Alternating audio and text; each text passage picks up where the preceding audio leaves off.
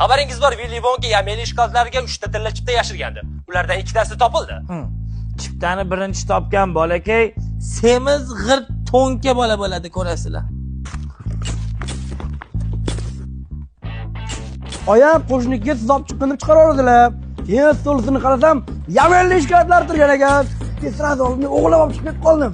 Ichidan bo'lsa oltin chipta chiqdi. Faqat buncha hech kimga qo'yishga kerak emaslar. Voy, buni hamma ko'ryapti-ya. Hech kimga qo'ymaysizlar, sizlar. Bu hokim ham ko'ryaptilar, voy. Keyingi chiptani kamida bitta boyvachchani bolasi yutib oladi, qarab. Bo'ldi.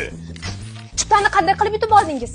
Bolajonim shunday yonimga keldida, patara buzurib qo'yora, menga oltin chipta olib bering deb aytdi. Menga oltin chipta topib bering.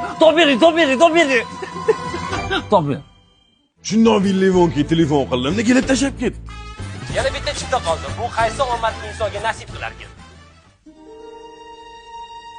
Bolam, bobing bilan maslahatlashib tug'ilgan kuningga pensiya pulimizga yameli shkolatini olgan edik.